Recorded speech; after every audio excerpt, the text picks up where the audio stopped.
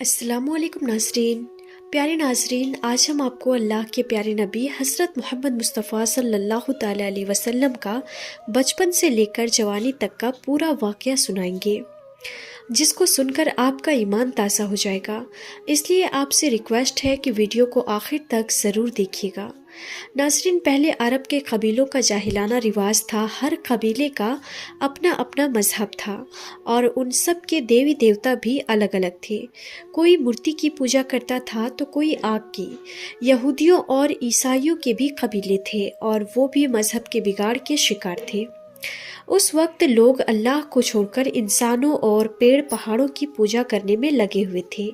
पूरे अरब में दंगा फसाद आम था। औरतें और बच्चे महफूज नहीं थे। लोगों की जान और माल की हिफाजत की कोई गारंटी नहीं थी। इस अंधेरे दौर से दुनिया को बाहर निकालने के लिए अल्लाह ने हज़रत मोहम्मद मुस्तफ़ा सल्लल्लाहु ताला अलैहि वसल्लम को अपना पैगंबर बनाकर इस दुनिया में भेजा। नाज़रीन, हुजूर सल्लल्लाहु ताला अलैहि वसल्लम 12 रबीउल अव्वल 571 ईस्वी में पीर के दिन और सुबह सादिक यानी फजर के वक्त मक्का में पैदा हुए। आपके पैदा होते ही आपके दादा अब्दुल मुत्तलिब आपको गोद में उठाकर काबा शरीफ में ले गए। आपके लिए दुआएं की और आपका नाम रखा मोहम्मद। पोते की पैदाइश की खुशी में आपके दादा ने 7वें दिन अपने कबीले के लोगों की दावत की। लोगों ने आकर आपके दादा से पूछा कि आपने इनका नाम मोहम्मद क्यों रखा है? तो आपके दादा ने जवाब दिया कि मैं चाहता हूँ कि मेरे पोते पर इस्लाम का असर पड़े। और आपकी वालिदा सैयदा आमिना ने आपका नाम अहमद रखा। नाज़रीन, पैगंबर हज़रत मोहम्मद मुस्तफ़ा सल्लल्लाहु ताला अलैहि वसल्लम जब पैदा हुए तो आपकी खतना पहले से ही की हुई थी और आपकी आंखों में सुरमा भी लगा हुआ था और आपका तमाम बदन पाकीज़ा था। जब आपके दादा अब्दुल मुत्तलिब ने अपने पोते को खतना शुदा और नाफ कटा हुआ पाया तो वो बहुत ज़्यादा खुश हुए और फरमाया कि मेरा पोता बड़ी निराली और बड़ी शान वाला होगा। और यही नहीं, जब आप सल्लल्लाहु ताला अलैहि वसल्लम पैदा हुए तो आपकी मुट्ठी मुबारक भी बंद थी, मगर शहादत वाली उंगली आसमान की तरफ उठी हुई थी और ऐसा लग रहा था जैसे खुदा की वहदानियत का इकरार कर रही है। नाज़रीन, जब हज़रत मोहम्मद मुस्तफ़ा सल्लल्लाहु ताला अलैहि वसल्लम पैदा हुए तो उस वक्त अरब में ये रिवाज हुआ करता था कि शहर के बड़े लोग अपने बच्चों को दूध पिलवाने के लिए और पलने बढ़ने के लिए देहातों में भेज दिया करते थे, ताकि गांव देहात की खुली हवा में रहकर उनका बच्चा खूब सेहतमंद बने। क्योंकि नाज़रीन, उस ज़माने में गांव देहात का मौसम शहरों के मुकाबले ज़्यादा साफ़ सुथरा और ज़्यादा अच्छा हुआ करता था। इसी वजह से गांव देहात में पले बच्चे ज़्यादा सेहतमंद और मोटे ताज़े हुआ करते थे। नाज़रीन, इसी रिवाज के मुताबिक पैगंबर हज़रत मोहम्मद मुस्तफ़ा सल्लल्लाहु ताला अलैहि वसल्लम को भी मक्का से दूर ताइफ के करीब एक इलाका है जहाँ बनी साद कबीला रहता था, वहाँ ले जाया गया और एक दाई को सौंप दिया गया जिसका नाम दाई हलीमा था और वो बनी साद कबीले से थी, इसलिए उनको हलीमा सादिया भी कहा जाता है। नाज़रीन, दाई हलीमा बहुत गरीब घराने से थी, इसलिए उन्होंने आप सल्लल्लाहु ताला अलैहि वसल्लम की परवरिश का जिम्मा लिया, ये सोचकर कि 2 साल इनकी परवरिश करूंगी तो उसके बदले में मुझे कुछ माल मिल जाएगा ताकि उससे उनकी ज़िंदगी का गुजर बसर अच्छी तरह से हो सके। नाज़रीन, जैसे ही हज़रत आमिना ने अपने प्यारे बेटे हज़रत मोहम्मद मुस्तफ़ा सल्लल्लाहु ताला अलैहि वसल्लम को दाई हलीमा के हवाले किया और जो ही दाई हलीमा ने आप सल्लल्लाहु ताला अलैहि वसल्लम को अपनी गोद में उठाया तो उसी वक्त से दाई हलीमा की ज़िंदगी में रहमत और बरकत होनी शुरू हो गई। नाज़रीन, उस वक्त अरबों में ये रिवाज था कि बच्चों की परवरिश का जिम्मा 2 साल का हुआ करता था और हर 6 महीने के बाद बच्चे को उसके घर वालों से मिलाना होता था। इसी रिवाज के मुताबिक दाई हलीमा भी 6 महीने के बाद पैगंबर हज़रत मोहम्मद मुस्तफ़ा सल्लल्लाहु ताला अलैहि वसल्लम को उनकी माँ से मिलाने के लिए मक्का पहुँची। उनके साथ उनका शौहर हारिस और उनका एक छोटा बच्चा भी था जो उनकी गोद में था। वो बच्चा भूख से रो रहा था क्योंकि हलीमा बहुत कमज़ोर थी और खाने पीने की कमी भी थी। इसी वजह से दाई हलीमा दूध नहीं पिला पा रही थी। لیکن جیسے ہی انہوں نے اللہ کے پیغمبر حضرت محمد مصطفیٰ صلی اللہ تعالیٰ علیہ وسلم کو اپنی گود میں اٹھایا اور ان کو دودھ پلانا شروع کیا تو پیغمبر حضرت محمد مصطفیٰ صلی اللہ تعالیٰ علیہ وسلم نے خوب سیر ہو کر دودھ پیا، اور آپ صلی اللہ تعالیٰ علیہ وسلم کے دودھ پی لینے کے بعد دائی حلیمہ نے اپنے معصوم بچے کو بھی خوب دودھ پلایا۔ یہ دیکھ کر حلیمہ پریشان ہو گئی کہ یہ کیا معاملہ ہوا۔ وہ جب مکہ آ رہی تھی تو ان کے پاس دودھ نہیں تھا، مگر جب سے یہ بچہ ان کی گود میں آیا ہے تب سے اللہ کی طرف سے خاص رحمتوں کا آنا شروع ہو گیا ہے۔ ناظرین، اس کے بعد دائی حلیمہ اپنے شوہر حارث اور اپنے بچے اور پیغمبر حضرت محمد مصطفیٰ صلی اللہ تعالیٰ علیہ وسلم کے ساتھ ایک دبلی پتلی سی اونٹنی پر سوار ہو گئی۔ وہ اونٹنی جب بنی سعد کے قبیلے سے نکل کر مکہ کی طرف آئی تھی تو وہ بہت سستی چلتی ہوئی مکہ پہنچی تھی، لیکن اب معاملہ یہ ہوا کہ دائی حلیمہ کی اونٹنی سب سے آگے چل رہی تھی۔ دائی حلیمہ کی سہیلیوں نے اپنی آنکھوں سے دیکھا کہ دائی حلیمہ کی یہ وہ اونٹنی تھی جو مکہ میں بڑی سستی سے آئی تھی۔ اب اس اونٹنی کو آخر کیا ہو گیا ہے کہ وہ اب بڑی رفتار سے چل رہی تھی۔ ناظرین، یہ نظارہ دیکھ کر دائی حلیمہ کی سہیلیاں کہنے لگی، حلیمہ ہم پر رحم کرو، دھیرے چلو، کیا یہ وہی اونٹنی ہے جس پر تم مکہ آئی تھی؟ تو یہ سن کر دائی حلیمہ کہنے لگی کہ جب سے یہ بچہ میری گود میں آیا ہے تب سے معلوم نہیں عجیب عجیب سے واقعے میرے ساتھ ہونے لگے ہیں۔ ناظرین، اس کے بعد دائی حلیمہ کی زندگی میں رحمتوں اور برکتوں کا سلسلہ چلتا رہا، اور ایسے کرتے کرتے 2 سال پورے ہونے کو آ گئے، یعنی کہ بچے کی پرورش کا ذمہ پورا ہونے کو آ گیا۔ جو ایگریمنٹ ہوا تھا وہ پورا ہو رہا تھا۔ خیر اور برکتوں کا سلسلہ دائی حلیمہ نے ان 2 سالوں میں اپنی زندگی میں خوب دیکھا۔ اس وجہ سے ان کا دل نہیں چاہ رہا تھا کہ وہ اس نورانی بچے کو واپس اس کے گھر والوں کو سونپ دے، مگر دستور کے مطابق 2 سال کے بعد اس کو واپس سونپنا ہی تھا۔ اس لیے 2 سال کے بعد دائی حلیمہ پیغمبر حضرت محمد مصطفیٰ صلی اللہ تعالیٰ علیہ وسلم کو اپنے ساتھ لے کر مکہ کی طرف نکل پڑی۔ جب وہ مکہ میں پہنچی تو حضرت آمینہ سے کہنے لگی کہ آپ کا بچہ بڑا ہی برکتوں اور رحمتوں والا بچہ ہے۔ جب سے یہ بچہ میری گود میں آیا ہے تب سے میری تو زندگی ہی بدل گئی ہے۔ میری زندگی میں برکتوں رحمتوں کا دور شروع ہو گیا ہے۔ اس لیے میری آپ سے گزارش ہے کہ آپ تھوڑے دن اس بچے کو میرے پاس رہنے دیں، میں تھوڑے دن اس کی پرورش کرنا چاہتی ہوں۔ تو یہ سن کر حضرت آمینہ نے پہلے تو انکار کر دیا، مگر دائی حلیمہ کے بار بار کہنے پر حضرت آمینہ تیار ہو گئی اور کہنے لگی کہ تھوڑے دن اور اپنے پاس رکھ لو، پھر واپس آ کر مجھے دے جانا۔ اس طرح سے دائی حلیمہ آپ صلی اللہ تعالیٰ علیہ وسلم کو واپس اپنے ساتھ لے گئی۔ ناظرین، ایسے کرتے کرتے پیغمبر حضرت محمد مصطفیٰ صلی اللہ تعالیٰ علیہ وسلم کی عمر مبارک 4 سال کی ہو گئی۔ جب آپ کی عمر مبارک 4 سال کی ہوئی تو ایک دن آپ دائی حلیمہ کے گھر کے باہر کچھ بچوں کے ساتھ کھیل رہے تھے۔ ان میں حلیمہ سعدیہ کا ایک بیٹا جو پیغمبر حضرت محمد مصطفیٰ صلی اللہ تعالیٰ علیہ وسلم کا دودھ شریک بھائی بھی تھا۔ وہ سب کھیل رہے تھے کہ اچانک آپ زمین پر گر گئے اور آپ کے چہرے اور جسم کا رنگ پوری طرح سے بدل گیا۔ ناظرین، اتہاس کی کتابوں میں ہے کہ اس وقت حضرت جبریل علیہ السلام پہلی بار پیغمبر حضرت محمد مصطفیٰ صلی اللہ تعالیٰ علیہ وسلم سے ملنے آئے تھے۔ جیسے ہی حضرت جبریل آپ کے پاس آئے تو آپ کو زمین پر لٹا کر آپ کے سینے کو چاک کر دیا، یعنی کہ آپ کے سینے کو چیر دیا اور آپ کے دل کو باہر نکال لیا۔ اس کے بعد آپ کے دل کو زمزم کے پانی سے دھویا اور آپ کے دل پر جو ایک کالے رنگ کا چھوٹا سا لوتھڑا تھا اس کو ہٹا دیا اور یہ کہا کہ آج سے شیطان کے حصے کو دور کر دیا، اور اس کے بعد آپ کے دل کو واپس آپ کے سینے میں رکھ دیا۔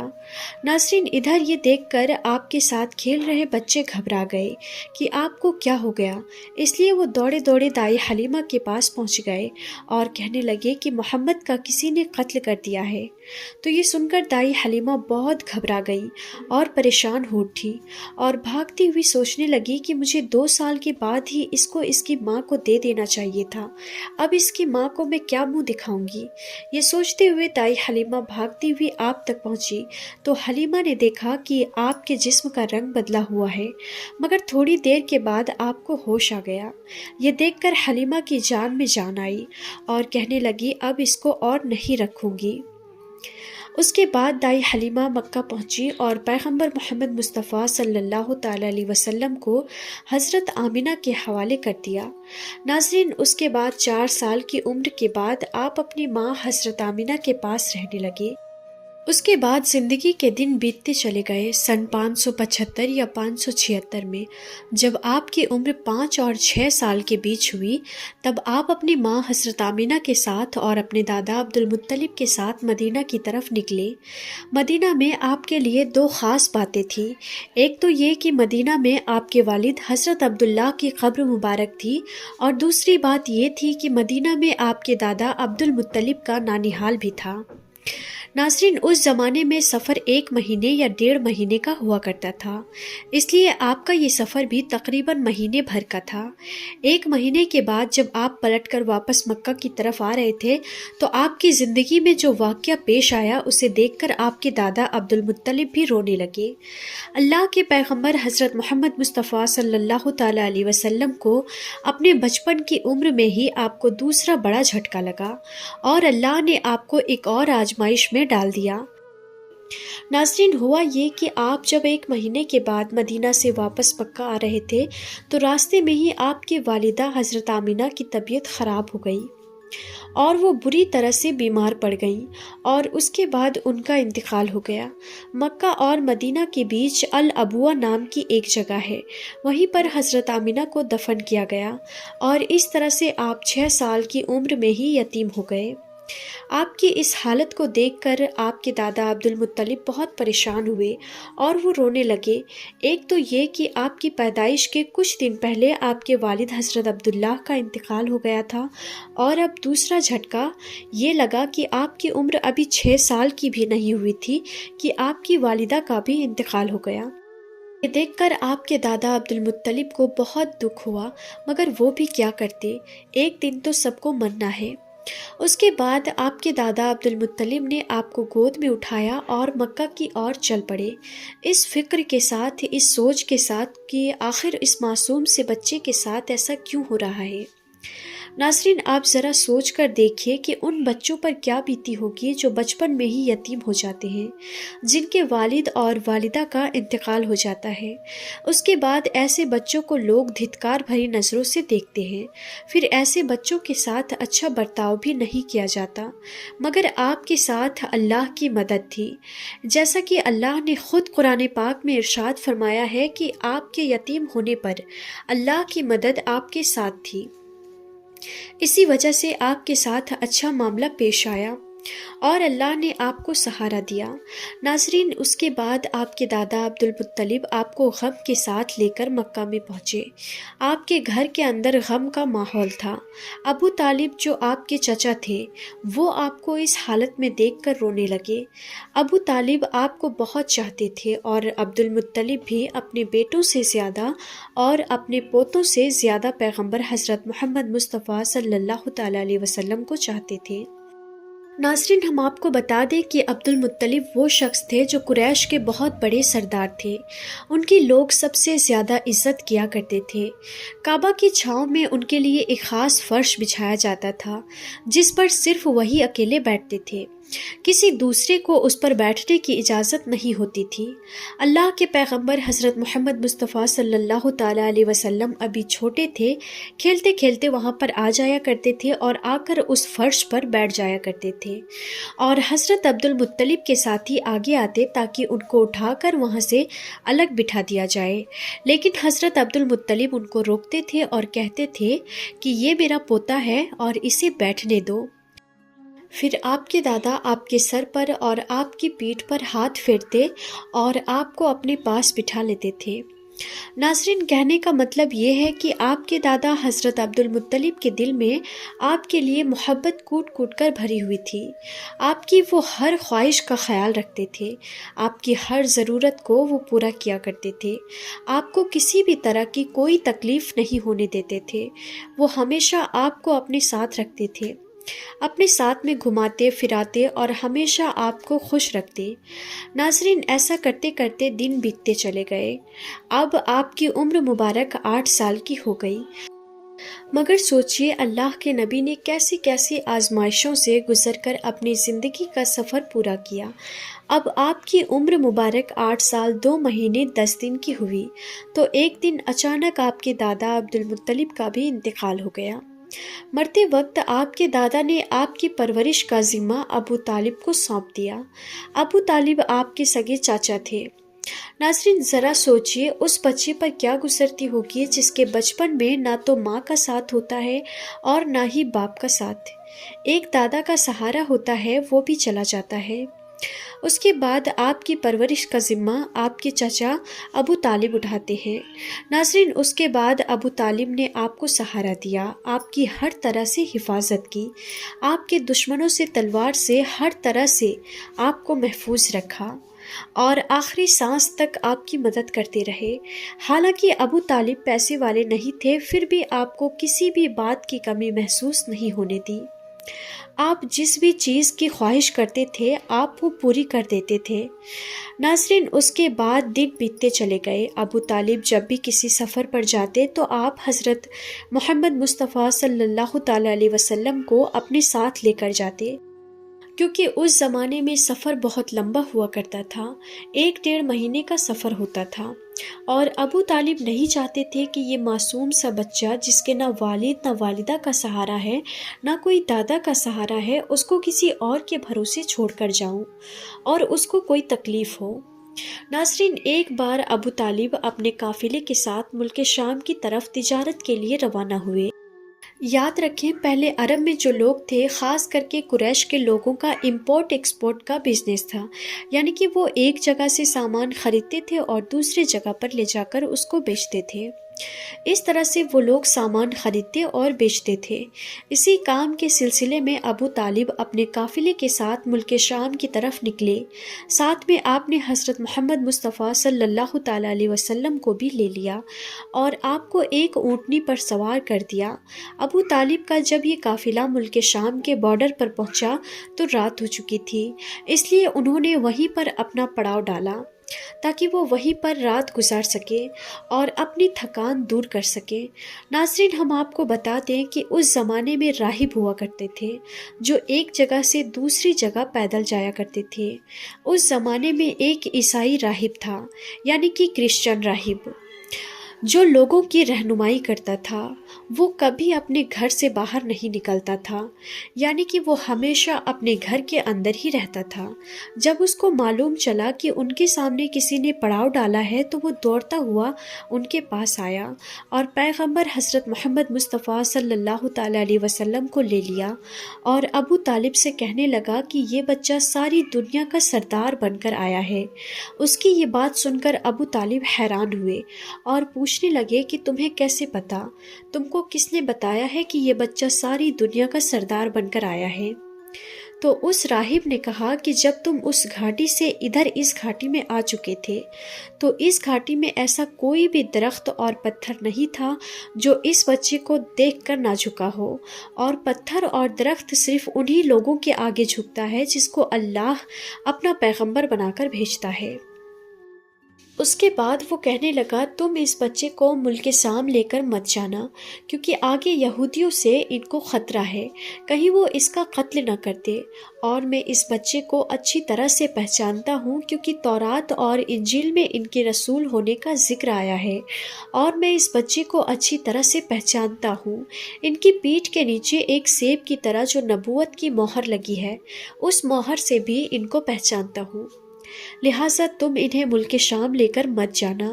ناظرین، اب ابو طالب کو اس راہب کی باتوں پر یقین آ چکا تھا کہ وہ جو کہہ رہا ہے بالکل سچ کہہ رہا ہے۔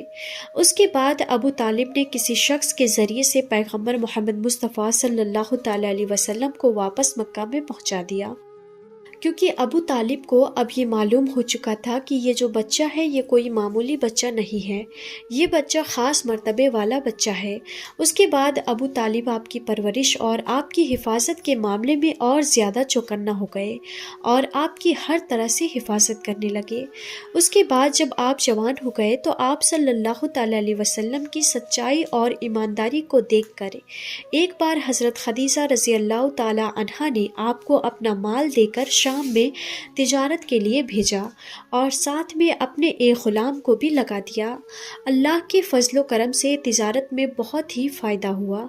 حضرت خدیجہ کے غلام جن کا نام مسیرہ تھا، انہوں نے بھی آپ کی ایمانداری اور اچھے اخلاق کی خوب تعریف کی۔ یہ دیکھ کر حضرت خدیجہ آپ کی طرف مائل ہوئی، یعنی کہ حضرت خدیجہ آپ صلی اللہ تعالیٰ علیہ وسلم سے بہت پربھاوت ہوئی، اور اس کے بعد آپ نے خود ہی پیغمبر محمد مصطفیٰ صلی اللہ تعالیٰ علیہ وسلم کو نکاح کرنے کا پیغام بھیجا۔ ناظرین، ہم آپ کو بتا دیں کہ حضرت خدیجہ رضی اللہ تعالیٰ عنہا عرب میں ایک کامیاب بزنس وومن تھی اور اپنی ویاپار سے ہوئی کمائی کو حضرت خدیجہ غریب اناتھ، ودوا اور بیماروں میں بانٹا کرتی تھی۔ انہوں نے ان گنت غریب لڑکیوں کی شادی کا خرچہ بھی اٹھایا تھا اور اس طرح سے ایک بے حد نیک اور سب کی مدد کرنے والی عورت کے روپ میں اسلام میں ہی نہیں بلکہ پوری دنیا کے اتہاس میں ان کا بڑا یوگدان رہا ہے۔ یعنی کہ حضرت خدیجہ ہمیشہ غریب لوگوں کی اناج اور کپڑوں سے مدد کیا کرتی تھی۔ حضرت خدیجہ مورتیوں میں وشواس نہیں کرتی تھی اور نہ ہی ان کی پوجا کرتی تھی۔ ناظرین، ہم آپ کو یہ بھی بتا دیں کہ حضرت خدیجہ کی پیغمبر محمد صلی اللہ تعالیٰ علیہ وسلم کے ساتھ شادی ہونے سے پہلے 2 شادیاں ہو چکی تھی اور ان کے اپنے پہلے دونوں شوہر سے بچے بھی تھے۔ انہوں نے اپنا پہلا نکاح ابو حالہ سے کیا تھا، جن سے ان کو 2 بیٹی ہوئی تھی، مگر اس کے بعد ابو حالہ یعنی کہ ان کے پہلے شوہر کی موت ہو گئی، اور اس کے بعد حضرت خدیجہ نے دوسری شادی عتیق ابن زید کے ساتھ کی، جن سے ان کو ایک بیٹی ہوئی، مگر یہ بھی تھوڑے دنوں کے بعد اس دنیا سے چل بسے اور یہ پھر سے بیوہ ہو گئی۔ ان کے بعد عرب کے بڑے بڑے تاجداروں نے، سرداروں نے حضرت خدیجہ کے ساتھ شادی کی پیشکش کی، مگر حضرت خدیجہ راضی نہ ہوئی، یہاں تک کہ اللہ تعالیٰ نے آپ کو پیغمبر محمد مصطفیٰ صلی اللہ تعالیٰ علیہ وسلم کی طرف مائل کر دیا۔ ناظرین، اس کے بعد حضرت خدیجہ نے پیغمبر محمد مصطفیٰ صلی اللہ تعالیٰ علیہ وسلم کی ایمانداری اور تجارتی سفر کو دیکھ کر تیسرے نکاح کا پیغام آپ نے خود ہی اپنی ایک خاص سہیلی جس کا نام نفیسہ تھا، اس کے ذریعے آپ نے پیغمبر محمد مصطفیٰ صلی اللہ تعالیٰ علیہ وسلم کے پاس نکاح کا پیغام بھیجا۔ تو یہ سن کر پیغمبر حضرت محمد مصطفیٰ صلی اللہ تعالیٰ علیہ وسلم نے یہ کہہ کر انکار کر دیا کہ وہ اس کے بارے میں پہلے اپنے چچا ابو طالب اور اپنی چاچی سے بات کریں گے، اس کے بعد میں ہی وہ اس کے بارے میں آپ کو بتائیں گے۔ ناظرین، اس کے بعد پیغمبر حضرت محمد مصطفیٰ صلی اللہ تعالیٰ علیہ وسلم نے اس پیغام کے بارے میں اپنے چچا ابو طالب سے بات کی، یعنی کہ ان کو اس پیغام کے بارے میں بتایا۔ تو یہ سن کر آپ کے چاچا ابو طالب بہت زیادہ خوش ہوئے اور نکاح کروانے کے لیے راضی ہو گئے اور آپ کو اجازت دے دی۔ آپ کے چاچا حضرت حمزہ نے خدیجہ کے چاچا عمر بن سعود سے رسول اللہ صلی اللہ تعالیٰ علیہ وسلم کے ولی یعنی کہ بڑے ہونے کی حیثیت سے بات چیت کی اور 20 اونٹنی مہر یعنی کہ نکاح کے وقت عورت یا بیوی کو دی جانے والی رقم یا جو آپ کی حیثیت میں ہو یہ دے کر آپ کے چاچا ابو طالب نے آپ کا نکاح پڑھا دیا۔ ناظرین، اس کے بعد حضرت خدیجہ اور پیغمبر محمد مصطفیٰ صلی اللہ تعالیٰ علیہ وسلم کے نکاح کا خطبہ آپ کے چاچا ابو طالب نے پڑھا، اس میں اللہ کی حمد و ثنا کی گئی۔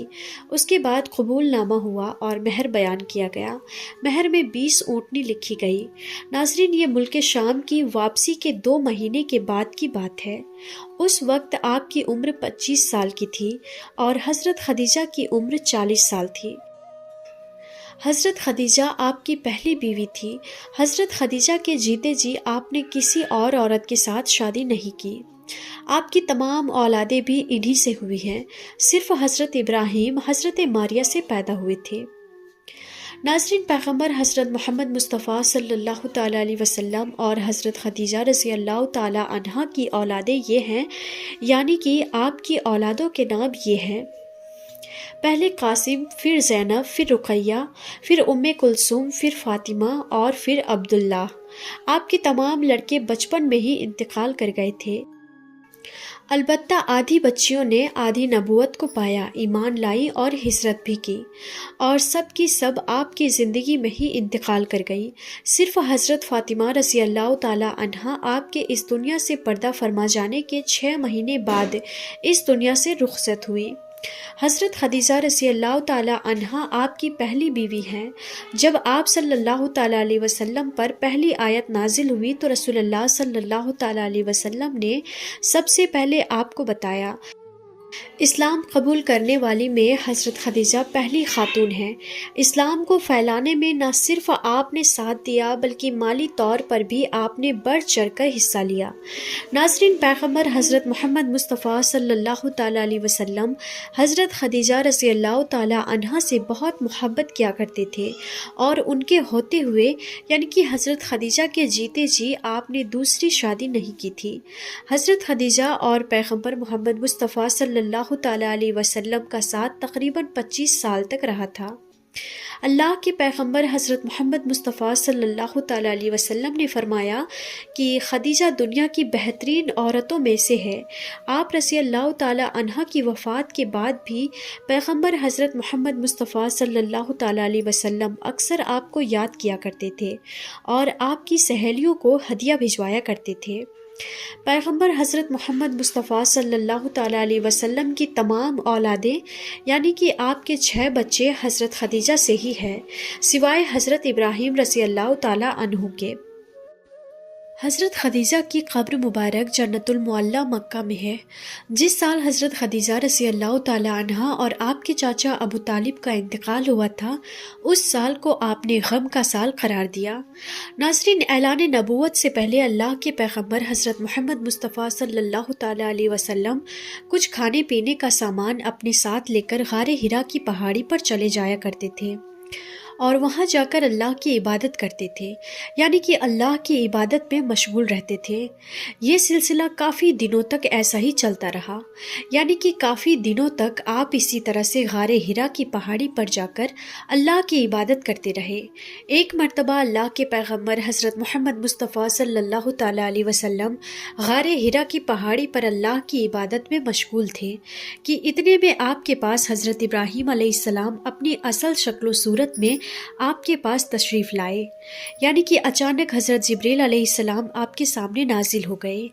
ہم آپ کو بتا دیں کہ یہ جبرائیل علیہ السلام اللہ کے سارے فرشتوں کے سردار ہیں، اور حضرت جبرائیل علیہ السلام کی طاقت اتنی ہے کہ اگر جبرائیل اپنا ایک پر پھیلا دیں تو پورب سے لے کر پشچم تک اس پوری دنیا کو چھپا لے، یعنی کہ اتنا بڑا حضرت جبرائیل علیہ السلام کا ایک پر ہے، اور حضرت جبرائیل علیہ السلام کے اس طرح کے 70,000 پر ہیں۔ اب آپ سوچیں کہ حضرت جبرائیل کتنے زیادہ بڑے ہوں گے۔ اس کے علاوہ حضرت جبرائیل کی اسپیڈ اتنی زیادہ ہے کہ یہ پلک جھپکتے ہی سدرہ سے زمین پر آ جاتے ہیں، اور پلک جھپکتے ہی اس زمین سے واپس سدرہ پر پہنچ جاتے ہیں۔ یہ حضرت جبرائیل علیہ السلام کی طاقت کا عالم ہے۔ اگر حضرت جبرائیل علیہ السلام چاہے تو اس پوری زمین کو اٹھا کر پلٹ سکتے ہیں۔ قوم لوط کو اسی طرح سے حضرت جبرائیل علیہ السلام نے پلٹا تھا۔ یہ حضرت جبرائیل علیہ السلام کی شان ہے جو اللہ کے ایک فرشتے ہیں۔ ناظرین، یہی حضرت جبرائیل علیہ السلام پہلی بار اپنی اصلی شکل و صورت میں اللہ کے پیارے نبی حضرت محمد مصطفیٰ صلی اللہ تعالیٰ علیہ وسلم کے سامنے حاضر ہو گئے اور کہنے لگے، پڑھو اقرا۔ یہ سن کر آپ صلی اللہ تعالیٰ علیہ وسلم نے فرمایا، میں نہیں پڑھتا۔ حضرت جبریل نے دوبارہ کہا پڑھو اقرا۔ آپ صلی اللہ تعالیٰ علیہ وسلم نے پھر سے کہا میں نہیں پڑھتا۔ حضرت جبریل علیہ السلام نے تیسری مرتبہ کہا پڑھو اقرا، تو آپ نے پھر سے کہا میں نہیں پڑھتا۔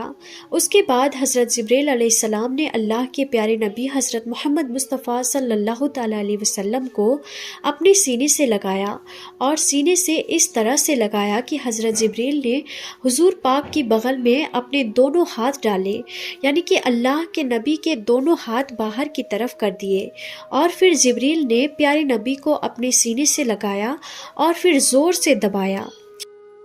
حدیث شریف میں آتا ہے کہ اللہ کے پیارے نبی حضرت محمد مصطفیٰ صلی اللہ تعالیٰ علیہ وسلم نے فرمایا ہے کہ اس وقت حضرت جبریل نے مجھے اتنی زور سے دبایا تھا کہ قریب تھا کہ میری جان نکل جاتی، مگر جبریل نے مجھے زور سے دبا کر چھوڑ دیا، اور پھر فرمایا کہ پڑھو اپنے رب کے نام کے ساتھ جس نے آپ کو اور تمام دنیا کو پیدا فرمایا ہے، انسان کو زمین و خون کے جمے ہوئے ایک لتھڑے سے۔ پڑھو حال یہ ہے کہ تمہارا رب بڑا ہی رحم کرنے والا ہے۔ پھر اللہ کے پیارے نبی حضرت محمد مصطفیٰ صلی اللہ تعالیٰ علیہ وسلم پڑھنے لگے، اور پھر آپ بہت گھبرا گئے، غار ہرا کی پہاڑی سے اتر گئے اور اپنے گھر آ گئے۔ یعنی کہ یہ واقعہ ہونے کے بعد اللہ کے پیارے نبی حضرت محمد مصطفیٰ صلی اللہ تعالیٰ علیہ وسلم گھبرائے ہوئے اپنے گھر تشریف لائے۔ اس وقت آپ کا بدن کانپ رہا تھا، جس طرح سے انسان کا بدن سردی سے کانپتا ہے، یعنی کہ اس وقت آپ بہت ہی زیادہ خوف کی حالت میں آ گئے تھے۔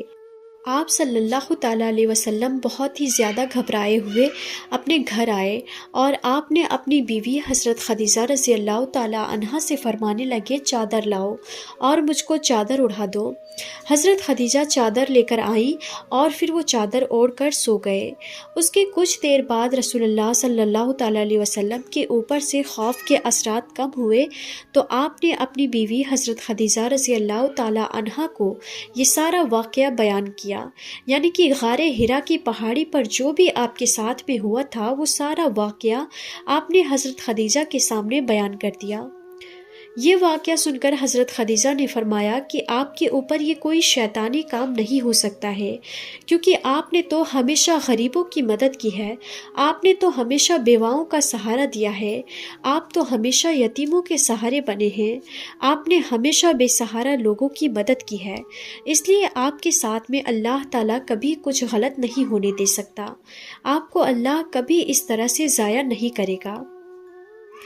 ناظرین، اس کے بعد میں حضرت خدیجہ اللہ کے پیارے نبی حضرت محمد مصطفیٰ صلی اللہ تعالیٰ علیہ وسلم کو ساتھ میں لے کر اپنے چچا زاد بھائی حضرت براق ابن نوفل کے پاس پہنچے، جو کہ اس وقت یہودیوں کے ایک بہت بڑے عالم ہوا کرتے تھے۔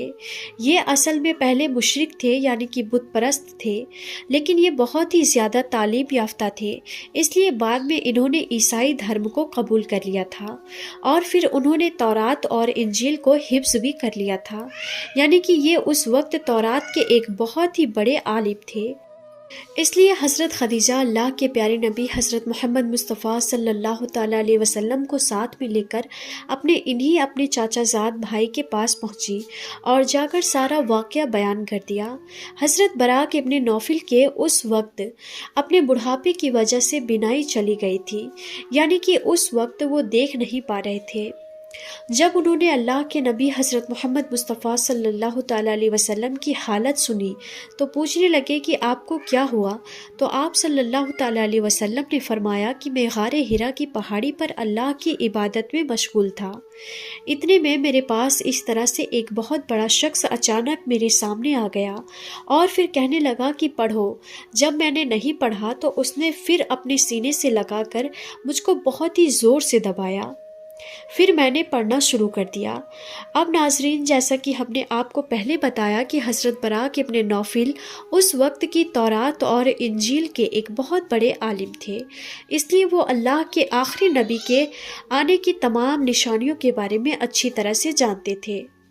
اس لیے وہ یہ سن کر کہنے لگے کہ اللہ کی قسم، جو بھی آپ کے پاس میں آیا تھا وہ وہی اللہ کا فرشتہ تھا جو حضرت موسیٰ اور حضرت عیسیٰ علیہ السلام پر نازل ہوتا تھا۔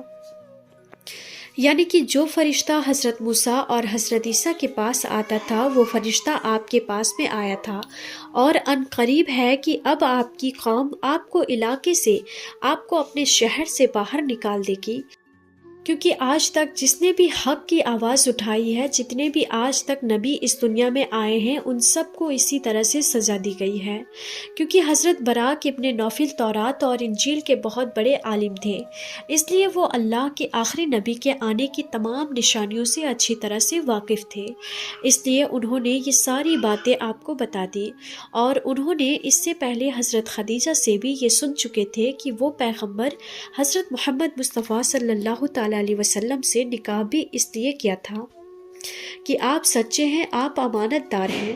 یہ ساری باتیں بتا کر پھر حضرت براق ابن نوفل فرمانے لگے، اگر میں اس وقت تک زندہ رہا تو میں تمہاری ضرور مدد کروں گا۔ اس کے بعد یہ سن کر وہیں پر حضرت خدیجہ نے آپ کا پہلا کلمہ پڑھ لیا، یعنی کہ حضرت خدیجہ پہلی خاتون تھی جو آپ پر ایمان لے آئیں، اور دوسرے حضرت براق ابن نوفل تھے جس نے آپ صلی اللہ تعالی علیہ وسلم کی تصدیق کی، یعنی آپ کے بارے میں بتایا، یعنی کہ دوسرا کلمہ انہوں نے پڑھا۔ تو ناظرین، آگے کا واقعہ انشاءاللہ ہم آپ کو اپلوڈ کریں گے، اس لیے چینل کو ضرور سبسکرائب کر لیجئے گا۔ ملیں گے انشاءاللہ تعالی اگلی نئی ویڈیو میں، تب تک کے لیے خدا حافظ۔